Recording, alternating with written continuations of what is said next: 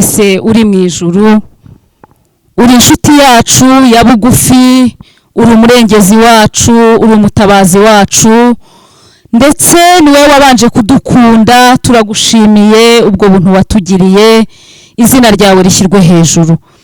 Nanone izina ryawe ryubahwe kubw'uyu murimo.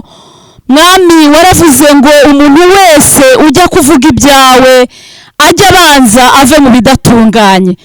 Abantu bavanga ibitabo, bavanga iby'isi, bavanga imitungo, ariko waravuze ngo ibyawe ntawe ujya ubivanga, kuko ibyawe birera n'ijuru n'iryabera.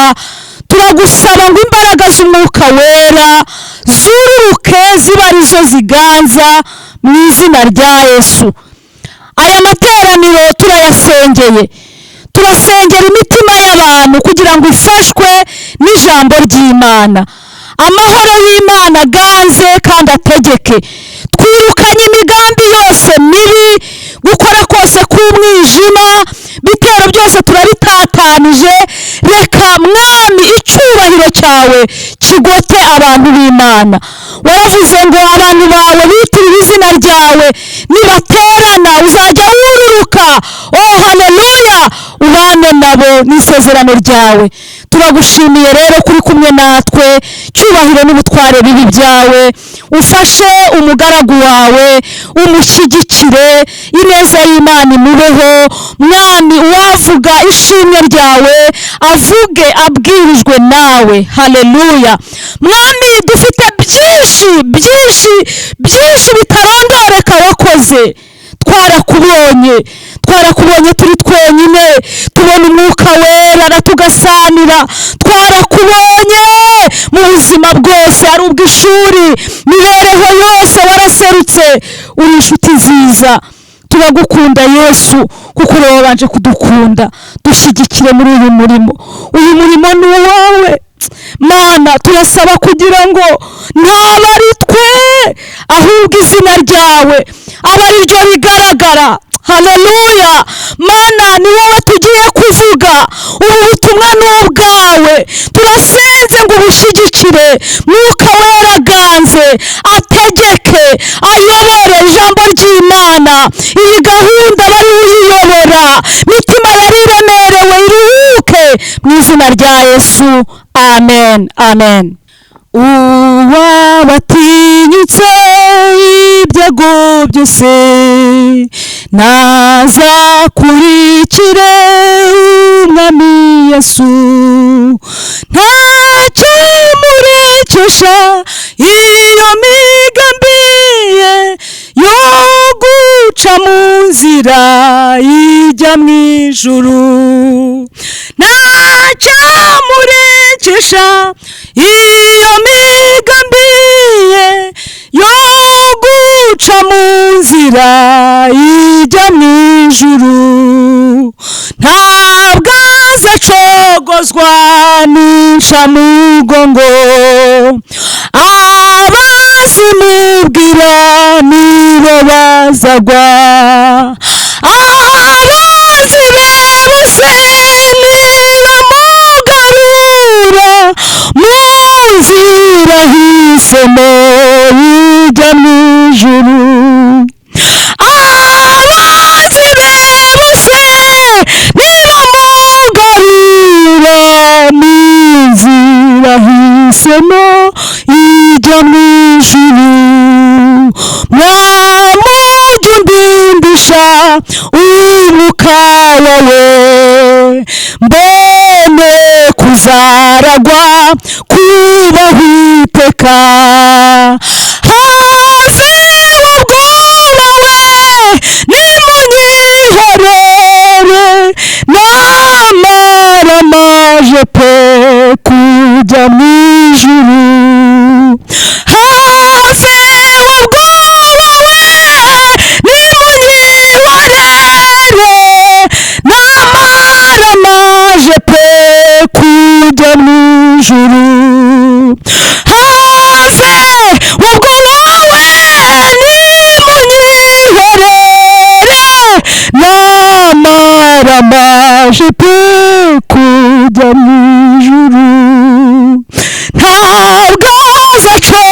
ntibacogozwa n'incamugongo, abazimubwira nibo bazagwa, abanzi bibose nibamugarura mu nzira ahisemo ijya mu ijuru, abanzi bibose nibamugarura mu nzira ahisemo ijya mu ijuru, mwami mwamujya undindisha umwuka wawe, mbone kuzaragwa kuba witeka, haze ubwoba we nimunyihorere, namara maje pe kujya mu ijuru, haze ubwoba we nimunyihorere, namara maje pe kujya mu haze wa bibazo we nimunyihorere, namara maje pe kujya mu ijuru, haze wanambara mwese nimunyihorere, namara maje pe kujya mu ijuru, haze waba urwaye nimunyihorere, namara maje pe kujya mu ijuru, haze waba ukeneye, haze waba ukeneye nimunyihorere, namara maje pe kujya mu ijuru, haze ubwoba we nimunyihorere, namara maje pe kujya mu ijuru, haze ubwoba we nimunyihorere, namara maje pe kujya mu ijuru. Haleluya, haleluya, haleluya. Aravuga ngo mwami ujye undindisha umwuka wawe, dusaba Imana iturindisha umwuka wayo. Imana ibaha umugisha, cyubahiro n'ubutware n'iby'Imana. Haleluya, Imana ibaha umugisha, Imana ishimwe. Have wabibazo we, have wabigoye, twaramaramaje turajya mu ijuru. Mwese Imana ibaha umugisha, ntimucogozwe n'incamugongo, ntimucogozwe n'intambara, ntimucogozwe n'ubupfubyi, ntimucogozwe n'ubuzima, ntimucogozwe n'ubushomeri, ntimucogozwe n'ababiciye ubukwe, ntimucogozwe n'incamugongo, ahubwo nimukomere, mu ijuru hari Imana. Imana ishimwe. Saduraka, Meshaki na Abedinego muri Daniyeli ibice 3 umurongo wa 17 haravuga ngo niba ari ibyo Imana yacu dukorera ibasha kudukiza, ariko nayo itadukiza ntabwo twapfukamira izindi mana, turayizi, mureke tuyihe icyubahiro. Yatugerageza itatugerageza twarayimenye, tuyihe icyubahiro. Amina. Rero mwese mwinze n'ikaze kandi Imana ibaha umugisha.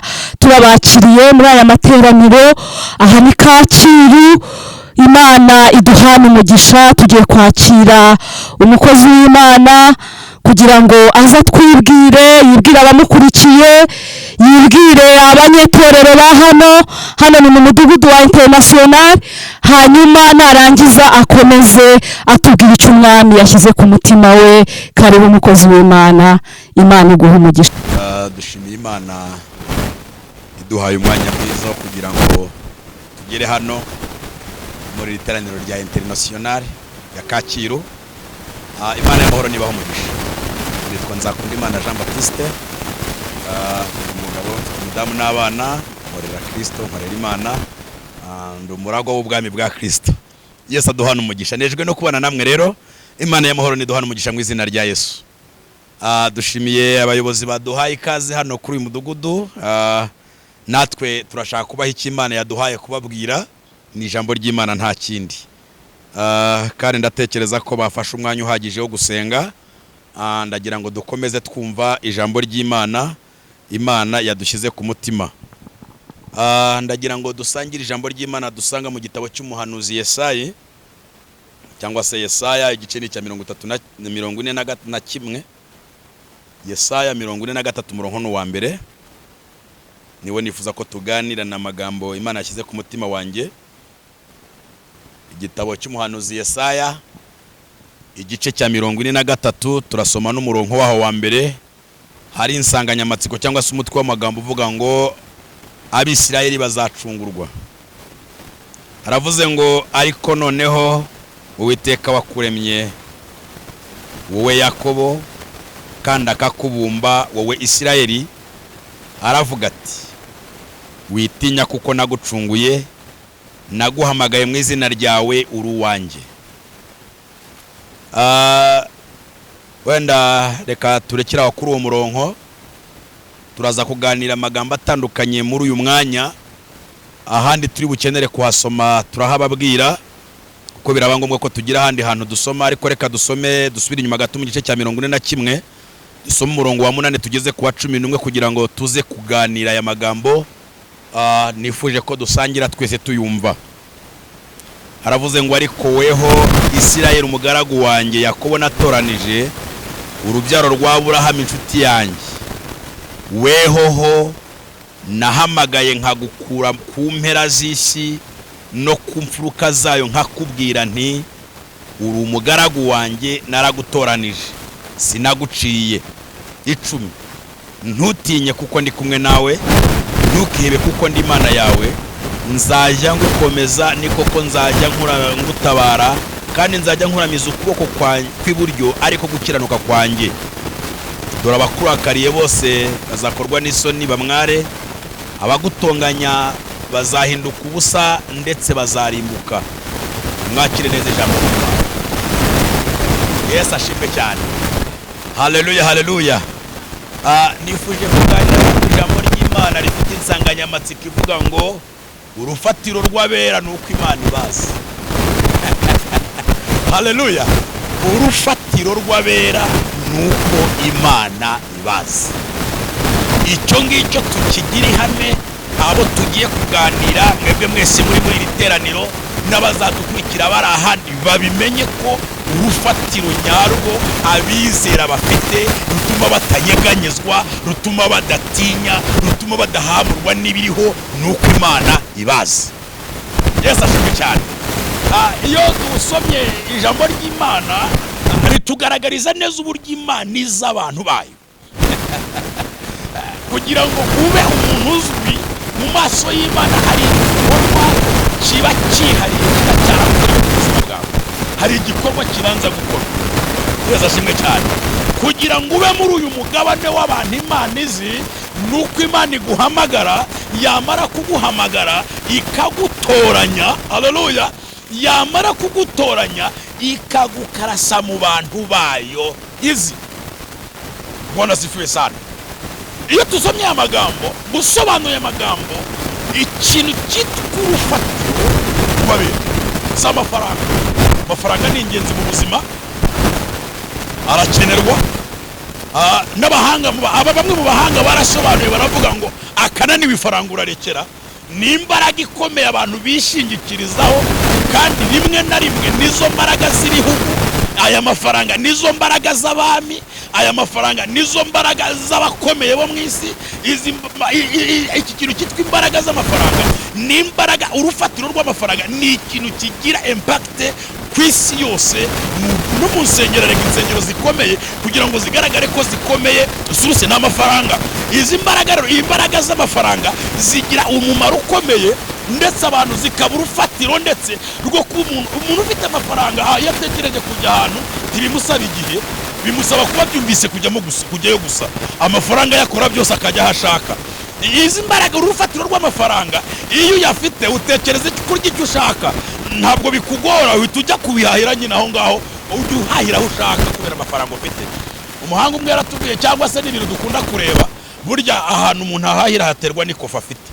Ikofi ufite niyo ikurangira aho ujya guhahira. Abahane Kigali ikofi irakubwira ati ntabwo byashoboka udahahiye muri Simba, undi rero ikofi kamubwira ngo jya kumuteremuko, undi ikofi kamubwira ati jya gutoragura bira byo ku muhanda, nibyo bihwanye n'ikofi yawe.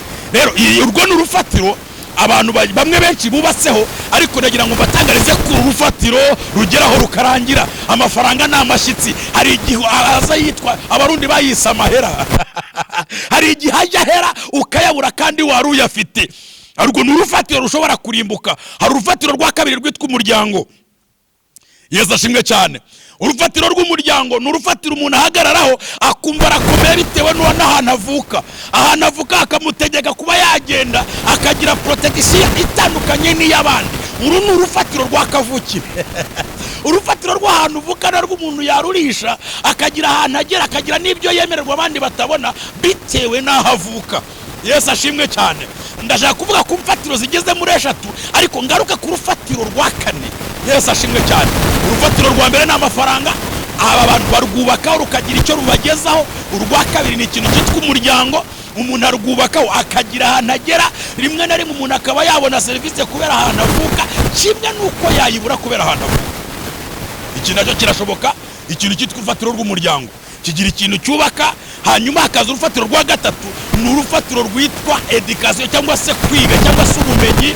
Harabize imibare, harabize education uburezi, harabize tugamutungo, harabize technology, harabize science. Ibintu bize diploma afite ikaba urufatiro yubakaho icyerekezo cy'ubuzima, akavuga ngo nshingiye kuyo nize ngomba gukorera aha, nshingiye kuyo nize nakenerwa n'ibi bihugu, nshingiye kuyo nize, kuko abantu benshi bakenerwa bigendanye n'urufatiro bubatseho.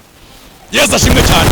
Ariko ndashaka kuvuga ku rufatiro rw'abera, nirwo rufatiro rwa 4. Izi mfatiro uko ari 3 tuvuze zishobora gusenyuka igihe icyo ari cyo cyose. Hari ikintu cyaza kikanyeganyeza umuryango ukibagirana, hari ikintu cyanyeganyeza amafaranga akibagirana, hari n'ikinyeganyeza diplome zikata agaciro. Imana itugirire neza. Hari ahantu usanga mu magereza hari abagabo bafite amadoktora baminuje, ariko ubuzima bakandiye muri gereza ugasanga bamwe bakatiwe 0, bandi bakatiwe imyaka runaka, nta cyerekezo cy'ibindi bashobora kubaka kuko urufatiro rwabo rwarasenyutse. Ndashaka kuvuga ku rufatiro rw'abera. Haleluya. Ndashaka kuvuga ku rufatiro rw'abera. Urufatiro rw'abera nuko Imana ibazi. Sifa kwa Mungu. Umuhungu mwaherutse kwivuga ari Babuloni avuga amagambo akomeye. Haleluya. Ku gice cya 12 cya Daniel yavuze amagambo akomeye ngo abantu bazi Imana yabo bazakomera, nibamara gukomera bakora iby'ubutwari. Urwo rufatiro rw'uko Imana ibazi bituma nayo bayimenya. Ejo bundi Dawidi umugabo witwa Salomo yarabivuze mu gitabo cy'imigani, haravuga amagambo akomeye avuga ngo rega iyo yarirahirira avuga ngo nkunda bankunda kandi abacakana umwete abo bazambona. Yigaragariza abantu izi, yigaragariza abantu bayo bakumva batanyeganyezwa n'ibiriho, ubugome bw'ibiriho, imbaraga z'ibiriho ntibibatera ubwoba kuko Imana ibazi. Sifa kwa Mungu. Uburyo Imana ikuzi rero nibwo butuma ikurwanira ishyaka.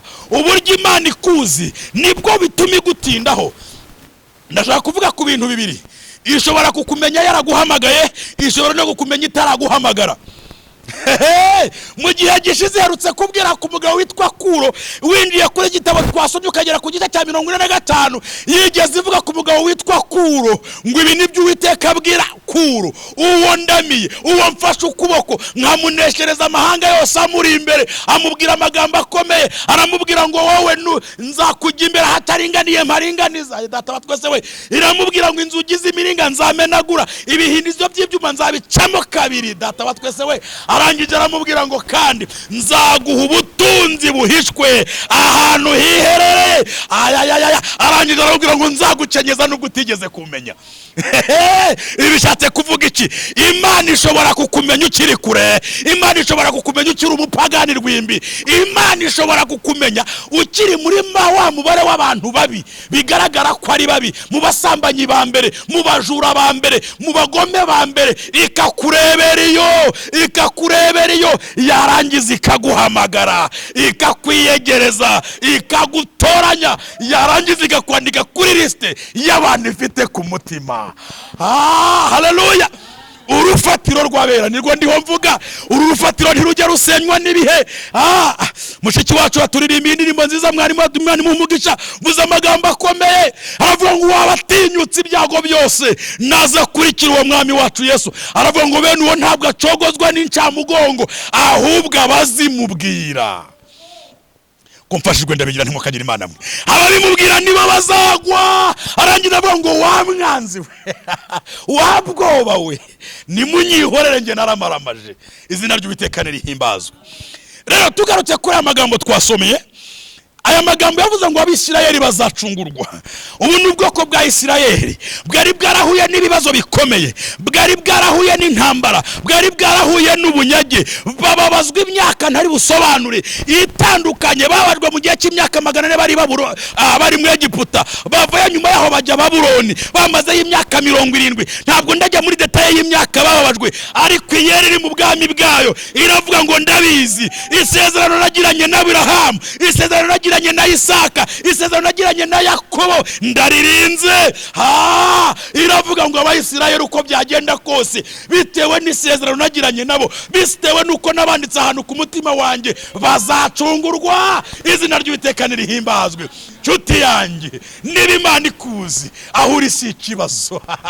Hari igihe abera cyangwa se abitiriwe izina rya Kristo baba mu buzima bubakandamiza, baba mu buzima bubabaza, baba mu buzima bw'uburetwa, ukamuburetwa bw'ubupfubyi, ukagira ngo yarakuretse, ukamuburetwa bw'urushako rubi, ukagira ngo yarakuretse, ukamuburetwa bw'ubukene, ukagira ngo yarakuretse, ukamuburetwa butandukanye, ukiheba, ukagira ngo byararangiye. Ariko umva uko Yeri ivuze, iravuze ngo nubwo mumeze gutyo muzacungurwa. Izina ry'Uwiteka rihimbazwe. Bwana sifiwe sana. Yesu ashimwe cyane. Mu magambo twasomye havuzwe amagambo akomeye. Aravuga ngo ariko noneho ubu bwoko nyuma y'umubabaro w'igihe kitari gito, nyuma y'intambara z'igihe kitari gito, nyuma y'ubuzima bukakaye, nyuma y'ubuzima bw'uburetwa, nyuma y'ubuzima bwa Babuloni, nyuma y'ubuzima bwo guteraganwa, nyuma y'ubuzima bwo kurwanywa, nyuma y'ubuzima bwo guhigwa, nyuma y'ubuzima bwo kubabazwa, umva uko Uwiteka avuganye nabo. Ndagira ngo nawe wumvire ijambo. N'Uwiteka uvuganye nawe mwene data, n'Uwiteka uvuganye nawe muri iri teraniro, n'Uwiteka uganiriye nawe muri iri teraniro. Umva uko Imana yawe ivuze. Haleluya! Bitewe n'umugambi ugufiteho, bitewe n'icyo yatekereje kuri wowe. Aravuze ngo ariko noneho wowe Margarita, wowe Jean Bosco, wowe Bernard, wowe Fatuma, wowe Marie Claire, wowe nawe ushyire mu izina ryawe. Aravuze ngo ariko noneho wowe, umva wowe Isirayeli nacunguye, data wa twese we nahamagaye mu izina ryawe, uruwanjye. Aravuze ngo ntabwo naguciye. Nubwo uri kubona uri kubazwa ntugire ngo yaraguciye. Rimwe na rimwe hari igihe mu kigeragezo bagutwerera ibyaha, rimwe na rimwe hari igihe mu kigeragezo bagutwerera impamvu. Ariko reka nkubwire, Yeri iravuze ngo ntiyaguciye. Nubwo ubabajwe singaruka z'ibyaha, nubwo ubabajwe nuko ari igihe cyo kugeragezwa, ariko aravuze ngo noneho Uwiteka wakuremye, wowe Jeanne, wowe Jean Paul, kandi akakubumba, wowe Margarita, aravuga ati witinya kuko nagucunguye, naguhamagaye mu izina ryawe, uruwanjye. Uruwanjye. Izina ry'Uwiteka rihimbazwe. Ndagira ngo nkubwire nshuti yanjye, iyo aguhamagaye igufitiye imbabazi, iyo aguhamagaye igufiteho gahunda, iyo aguhamagaye uri ku mutima wayo. Izina ry'Uwiteka rihimbazwe. Ejo bundi umugabo witwa Paulo aherutse kwandikira Timoteyo, amubwira amagambo akomeye mu rwandiko rwa 2 yamwandika igice cya 2 n'umurongo wa 19. yaramaze gusobanurira Pawulo ibihe bigiye kumugeraho, amaze kumusobanurira ibihe biri kubaho, ageze ku rwandiko rwa 2 igice cya 3 amubwira ubuhenebere bwo muri iyo minsi y'imperuka. Ariko agarutse ku murongo wa 19 avuga amagambo akomeye, haleluya. Wa 19 avuga ngo nyamara, data wa twese we, nubwo ababi bari kubaho, nubwo ibyago byakwiyongera, nubwo abantu bagwa, nubwo abantu basubira inyuma, nubwo abantu bacogora, nubwo abantu bahinduka bakaba nk'ibitariho, bakitandukanya n'izina ryanjye, bakitandukanya n'ibyo nagambiriye, bagata umurongo, bagata icyerekezo, bakava mu byizerwa, bakayoba inzira. Yavuze ijambo rikomeye, haleluya. Aravuga ngo nyamara urufatiro rw'Imana ruracyahagaze, kandi rwanditsweho aya magambo ngo Uwiteka azabe. Azabe. Burya arakuzi papa, arakuzi mama, arakuzi grand frère, arakuzi petit frère, arakuzi my sister, arakuzi inshuti yanjye, arakuzi mwene data, azi itangira ryawe, azi n'iherezo ryawe, ahubwo akuza ate. Nubuhe burya kuzimo. Inshuti yanjye unteze amatwi, ndagira ngo uyu mwanya twongere dutekereze kuri ibi. Yesu ashimwe cyane, Yesu ashimwe cyane. Ndacyari ku rufatiro rw'Imana, urufatiro rw'abera, nuko Imana ibasi. Haleluya. Uburyo Imana ikuzi nibwo buyitera kuguhagararaho. Ababibo ntibazareka kukurwanya, ababisha ntibazareka kuguhiga, abagome ntibazareka kukugirira nabi, ariko kuko Imana ikuzi izakurwanirira. Ayiwe, haleluya. Kuko Imana ikuzi izakurwanirira. Hasifiwe Yesu. Izarwana intambara zawe. Haleluya. Umuririmbyi aherutse kuririmba aravuga ngo amakuba naho yaba menshi ate, we kwiheba Imana irayategeka. Ayidata batwese we, Imana ijitegeka amakuba yawe. Imana nihimbazwe cyane, izina ry'Uwiteka rihimbazwe. Urufatiro rw'abera nuko Imana ibazi. Uburyo Imana ikuzi butuma ikurwanirira. Uburyo Imana ikuzi yatanga ingabo zigapfa ku bwawe. Uburyo Imana ikuzi yakora iyo bwabaga ariko ukanesha. Aherutse kubivuga muri Dawidi, ni muri Zaburi ya Dawidi. Yavuze neza amagambo akomeye, Zaburi ya 91 ageze ku murongo wa 14 aravuga ngo kuko yankunze akaramata, icyo nicyo nzamukiza, nzamushyira hejuru, kuko yamenye izina ryanjye. Aravuga ngo nzabana nawe, nzamukiza kandi nzamuha icyubahiro, nzamukiza mu makuba no mu byago. Haleluya. Uko kugukiza mu makuba no mu byago nuko hari uko muziranye. Yankunze akaramata, urukunda nkunda rwatumye nyomaho, nanjye icyo nicyo nzamukiriza. Kuko yanze kwiyonona, nzamushyira hejuru, kuko yamenye izina ryanjye. Urufatiro rw'abera nuko Imana ibazi, nuko Imana ibazi. Yesu ashimwe cyane. Yeremiya aherutse guhura n'ibihe bigoye. Uzabaza igice cya 15 cya Yeremiya, yavuze amagambo akomeye cyane. Aravuga ngo Uwiteka we, nyemerera kandi usure, ariko nukubera icyo Uwite, kuki abakiranirwa baguwe neza, kuki abapagana ariho babayeho neza, kuki aribo bakora bikemera, kuki bizinesi z'abatizera zihuta vuba, kuki abakiranirwa bikunda kugenda neza. Aravuga ngo warabateye bashora imizi, barakura, baragara, ariko hari icyo namenye. Eni manta ya bini fote trobez encore dry. Hari icyo namenye, nari icyo namenye. Aravuga ngo namenye yubakuba kure y'imitima yabo. Burya nubwo baguwe neza, mu bigaragara ubona bagenda bari fiyeri, ariko bakure y'imitima yabo. Arangiza aravuga ngo ariko jeweho uranze Uwiteka, uzi imyicarire yanjye, uzi n'imigendere yanjye. Burya bera Imana irabazi. Nicyo cyatumye Saduraka, Meshaki na Abedenego bahagarara imbere ya Nebukadinezari, baramubwira ngo rega boss, Imana dukorera ibasha kudukiza amaboko yawe Nyagasani, ariko naho itadukiza uburyo tuziranye nayo. Yewe data twese we, uburyo tubanye nayo ntabwo byatuma dupfukamira igishushanyo cy'izahabu wakoze, habe no kukiramya. Izina ry'Uwiteka rihimbazwe.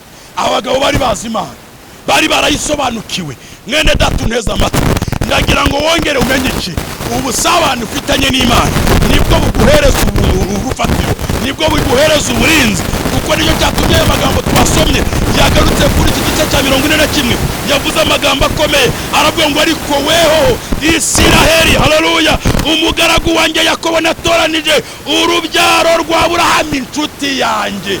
Umva amagambo akomeye yavuze ngo weho nahamagaye nkagukura ku mpera z'isi. Hari ahantu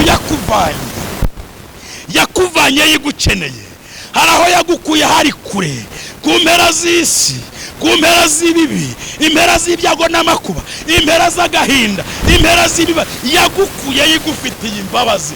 Niyo mpamvu avuze aya magambo akomeye aravuga ngo ntutinye kuko ndi kumwe nawe.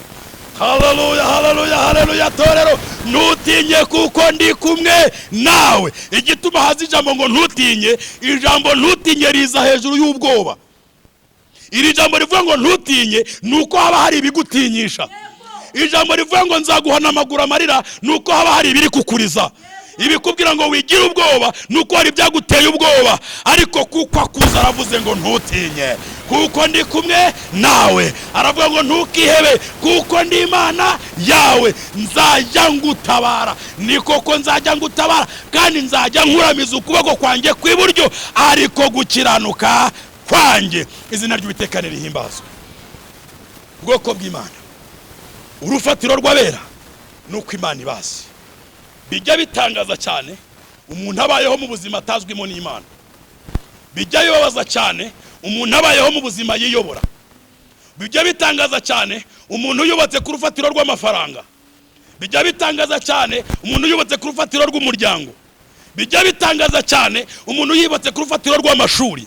Ariko reka mbabwira ngo ibyo byose bigira iherezo. Ariko wubatse ku rufatiro rwo gukiranuka kw'Imana, urufatiro rw'abera, nuko Uwiteka bazi kuba ku rufatiro rwo kw'Imana ikuzi n'insinzi yo kubaho none no mu gihe kizaza. Haleluya, kuko abera bafite ubuzima bwa none n'ubw'iteka ryose. Nubwo inaha tubabara, hari igihe tuzabaho mu buzima butababara. Hari korali iherutse kuririmbira mfasha numva ngiye gupfa. Yewe data wa twese we, haleluya, njya mfashwa nkumva napfa n'ukuri kose. Ikorari yararirimbye, iraririmba ngo bareka babwize ukuri. Baririmbye indirimbo nziza cyane, baravuga ngo bareka tubabwize ukuri. Hari igihe kenshi abantu benshi ngo batubona dusangira ibishimbo, bakatwitiranya ngo kubera ko dusangira ibyago. Ngo hari n'igihe kimwe baturusha n'ubutunzi, bakagenda mu mamodoka meza, ngo utagira n'igare bakakwitiranya. Ngo ariko hari igihe kimwe bizasobanuka byose, abana b'Imana bagahagarara bemye. Yohana asubirizamo arabisomborotsa aravuga ngo bakundwa, nimurebe urukundo duhebuje Data wa twese yadukunze, rwatumye tuba abana b'Imana, kandi niko turi. Ariko bene data, uko tuzamera ntabwo ko ari kwerekanwa, ariko icyo tuzi nuko Yesu niyerekanwa tuzasa nawe. Haleluya, abantu Imana isi bubatse kuri urwo rufatiro, Yesu niyerekanwa bazasa nawe. Yesu niyerekanwa bazaba muri ubwo bwami. Yesu niyerekanwa bazabana nawe iteka ryose. Imana nibambira umugisha. Nshuti yanjye nkurikiye, nshuti yanjye iri muri literaniro, ndagira ngo mvugane nawe. Suzuma umutima wawe, tekereza neza, niko tubanye n'Imana, niko dutekereza kubana nayo. Imibereho yawe nayo mubanye mute, imiterere yawe nayo mubanye mute, niko dutekereza ko kw'Imana muri wowe, niko dutekereza ubuzima bw'Imana muri wowe, niko dutekereza ubuzima bw'umwuka muri wowe. Nuruhe rufatiro ufite? Nuruhe rufatiro wubatseho? Ese Imana yikuvuzeho ikuvuga ngo iki? Ese Imana ivuganye nawe wumva iki? Nshuti yanjye, hari abantu bumvisha amagambo ya ba anko, abandi bumvisha amagambo ya ba se wabo, abandi bumvisha amagambo ya ba shangazi. Harya Imana yo yavuze ngo iki? Imana yakubwiye ngo iki mama? Imana yakubwiye ngo iki papa? Zirikana ijambo ya Imana yavuze utandukanye n'amagambo y'abantu. Amagambo abantu bavuze azarangira, ariko ijambo ry'Imana rizahagarara kuri wowe. Ijambo Imana yakuvuze izarisohoza nkuko yariteguye. Izina ry'Uwiteka rihimbazwe. Hari ikintu kimwe usabwa kugira ngo winjire muri uyu mugisha, nukuva mu bitagira umumaro ugahagarara mu bifite umumaro. Waba waragiye kure, waba waracogoye, waba warasubiye inyuma, ndakugira inama ngo ugarukira aho ugeze. Niba hari ikibi wakoze ukireke, niba hari ibyaha wakoze wihane, niba warataye umurongo w'abera wihane, ugaruke mu murongo Imana igushakamo, kuko Imana ikeneye kuhagarara mu bwere bwayo no gukiranuka kwayo, ukaba umugabane w'abantu Imana izi. Kuko abantu bazi Imana bazakomera. ribamara gukomera bakora iby'ubutwari. Kandi nanone ijambo ryatubwiye ngo ikintu gitumye Uwiteka guhagararaho nuko akuzi. Yaravuze ngo nkuzi izina, yaravuze ngo nakumenya izina. Niko Mose aherutse kwandika, yavuze amagambo akomeye ngo kuko wanyiriyeho umugisha nkakumenya izina, n'icyo uvuze ndagikora. Ese Imana ikuzi ite?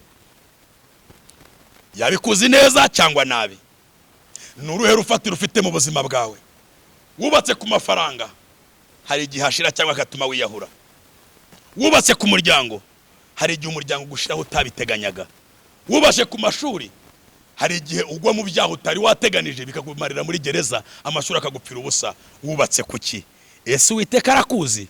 Niba kuzi urahirwa, niba kandi udafitanye ubusabane nawe, naringize ngo usabe watura agakiza maze nawe ubonera amahoro ku Mana. Kuko ndashaka gusengana nawe, ndashaka gusengana n'umuntu muri uyu mwanya wumva akeneye kuba mu buzima bwo kubazwa n'Imana.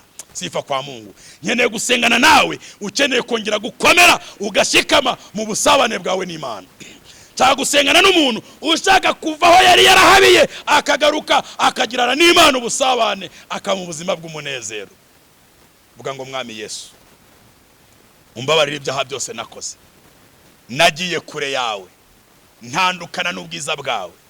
Mbabarira, mbabarira, mbabarira, unkureho urubanza rw'ibyaha byanjye, nkura mu gitabo cy'urupfu, unyandike mu gitabo cy'ubugingo.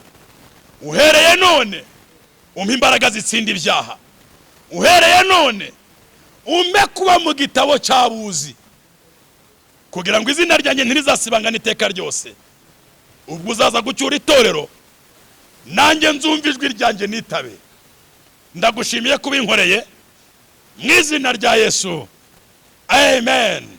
Data, mu izina rya Yesu nsengeye ubwoko bwawe, ngirira iteraniro riri imbere yawe, buzuza ubwenge bwo kukumenya, buzuza imbaraga zo guca bugufi, buzuza imbaraga zo kwihana ibyaha, bahindukirira izina ryawe, babe mu mubare w'abantu uzi, bazaraganwe nawe ubwami. Imbabazi zawe zibatwikire, ongera ubuzuza umwuka wera, babe ku rufatiro nyarwo, babe ku rufatiro rwo kukumenya. Abashaka kukumenya bazitirwa n'iby'ubwenge, bazitirwa n'amashuri bize, bazitirwa n'amafaranga bafite, bazitirwa n'imiryango bavukamo. Nusura imitima yabo, namenye ko umwuka wera ari we wemeza abantu iby'ibyaha, namenye ko umwuka wera ari utsinda imitima. Sura umutima wa buri umwe, herekeza iri jambo rigira umumaro mu muntu uryumvise. Utarakumenya akumenye, uwo wamenye ukamuhamagara yitabe, nawe atoranwe abe ku rutonde rw'abantu uzi, maze nawe ubone intsinzi ikomoka kuri wowe. Kugirirwa neza nawe, gufashwa n'umwuka wera bikomeze kumatara natwe, niko tubisabye Imana ihoraho mu izina ry'umwami wacu Yesu, amen. Imana y'amahoro ibahe umugisha, Imana ibakomereza amaboko, kandi mukomeze kugubwa neza mu izina rya Yesu, amen.